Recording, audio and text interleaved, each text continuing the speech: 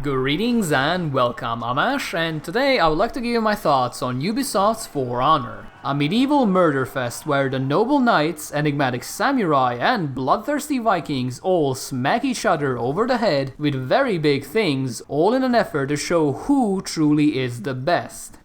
And what better way to showcase your supremacy than to fragment yourself into small groups and then engage in 4v4, 2v2 and 1v1 skirmishes all across the land. Since I've spent way too many hours playing the Dark Souls series, I obviously sided with the knights, because if an action game doesn't let me wear the elite knight set, it is obviously a game not worth playing.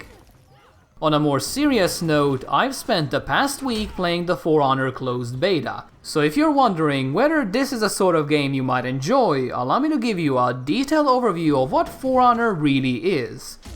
Naturally, this is a beta, so things can change between now and release, but given that we're only 2 weeks away, I think it's safe to assume this is more or less exactly what For Honor is going to be like.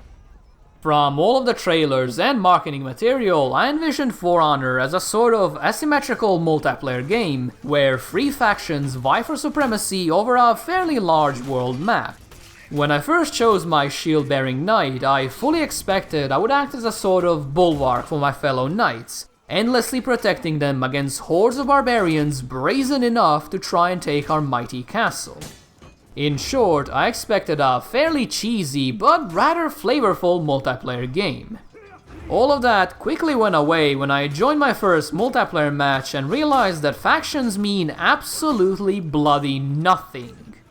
Instead of having a bunch of knights fighting against vikings like in the trailers, my first match consisted of a bizarre mixture of heroes from every faction.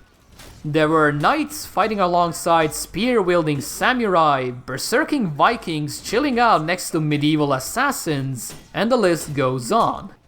While this isn't that big of a deal in gameplay terms, it pretty much killed any excitement and any faction identity I had coming in. At the end of the day, if my choice of faction doesn't matter, why should I even care about the faction war? And speaking of which, the much advertised and supposedly massive faction war is actually just a massive joke. Instead of having your efforts on the battlefield make some sort of an impact on the world map, in For Honor the only thing you do is occasionally stick a flag in certain territories, essentially adding one more drop into the ocean and hoping the rest of your faction cares enough to add theirs. There is no strategy, there are no desperate defenses against overwhelming numbers. It is all mostly done by pressing a single button every now and then. Special events were locked off for this beta, however, so hopefully they will be the one factor linking all of this together into something truly special. And if not, that will be a massive shame given how much time and effort Ubisoft spent getting people excited to fight for their favorite faction, only for all of it to end up being pretty much irrelevant. While the faction war ended up being a pretty big disappointment, I am very glad to say that all of the 9 characters available in the closed beta were actually quite exciting and fairly unique to play. The shield-bearing conqueror plays nothing like the dual-wielding berserker, who plays nothing like the spear-wielding nobushi, and the list goes on. They all share the same basic mechanics and moves, but each one brings with it a bit of a unique twist on the formula. The Conqueror is primarily defense-oriented and thrives in one-on-one engagements where he can stonewall the enemy. The Berserker, on the other hand, prefers her battles over quickly as she sacrifices most of her defense for insane burst damage. All the while, the Nobushi forgoes pretty much all of that and instead focuses around keeping her enemies at a healthy distance, always ready to punish them should they make a wrong move. And believe me when I say, it is very easy to make a wrong move in For Honor. This isn't because For Honor's mechanics are terrible or inconsistent, but rather quite the opposite. Instead of being a generic hack-and-slash hybrid, For Honor's combat is more reminiscent of fighting games than anything else.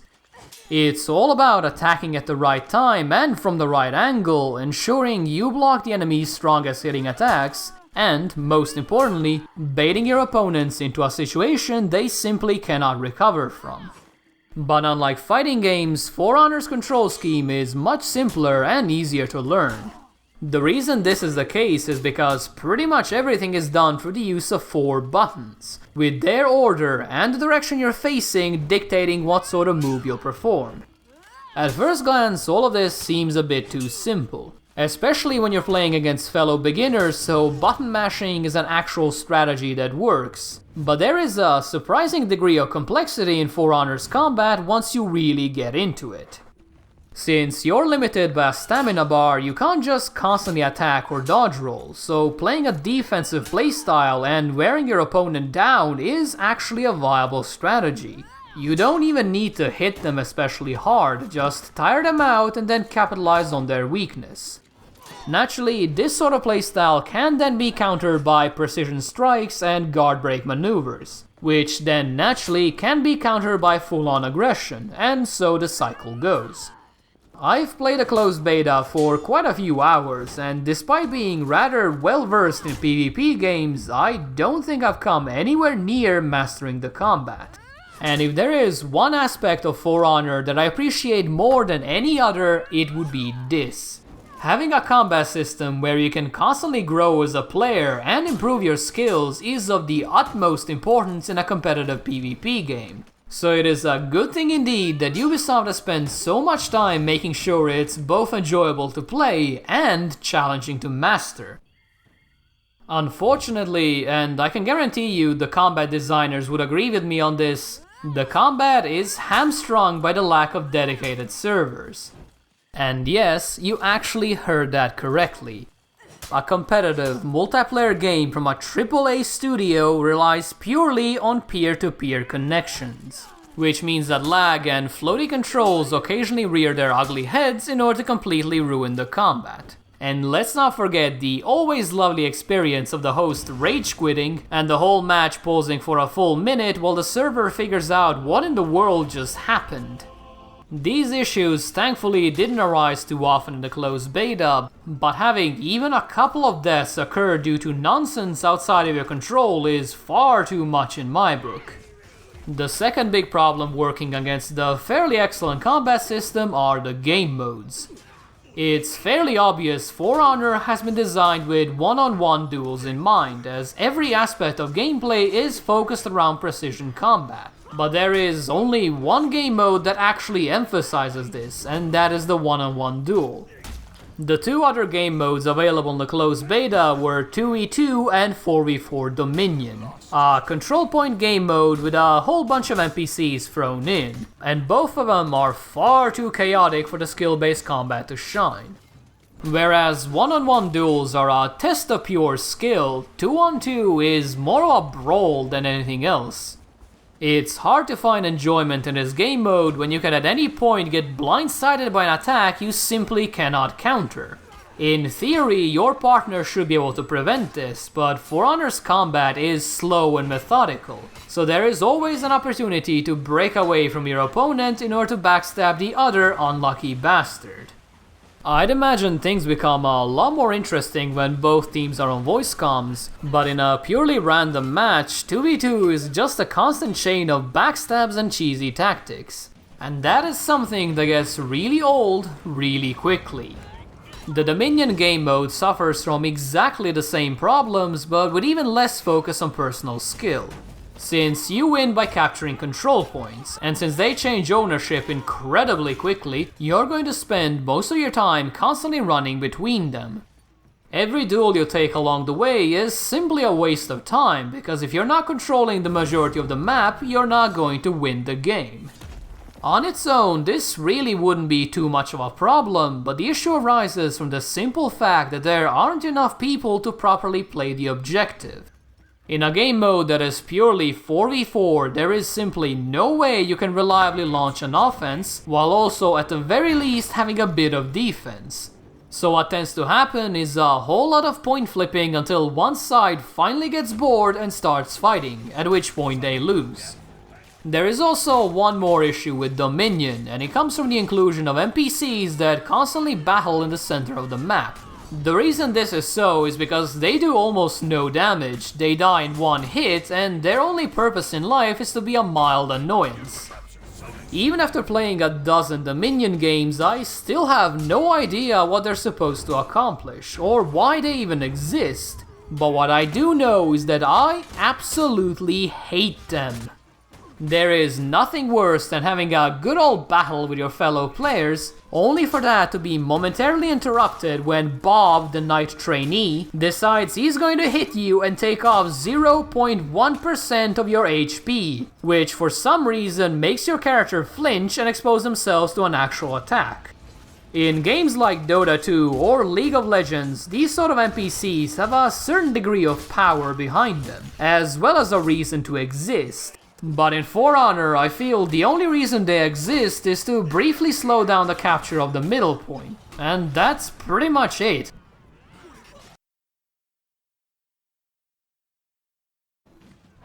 For Honor is not a bad game, not by any stretch of the imagination, but I'm genuinely not sure whether there's enough content here to warrant a purchase. The combat is weighty and it makes you really feel powerful. One-on-one duels are a true test of skill and almost impossible to solve, but everything else is just kind of okay. There's just not enough interesting game modes on offer, and the ones we do have don't seem to be taking advantage of For Honor's unique mechanics or setting. They're all just the standard filler you might find in other games. If you're heavily into fighting games, you're probably going to get a real kick out of For Honor as its combat has some proper depth behind it, but I fear it might end up being nothing more than a passing distraction for the rest of us. As such, I would recommend you don't pre-order For Honor, at least not until the reviews come in. There is a chance the currently locked features and single-player campaign will be enough to push me in the other direction, but from everything I've seen so far, For Honor just doesn't have enough going for it to be the next Overwatch. By which I mean a multiplayer game I'd be willing to sink insane amounts of hours into. Thank you guys for watching, and if you enjoyed this, or even if you didn't, please do let me know. And with that said, I hope you have a nice day, and I will see you soon. See ya!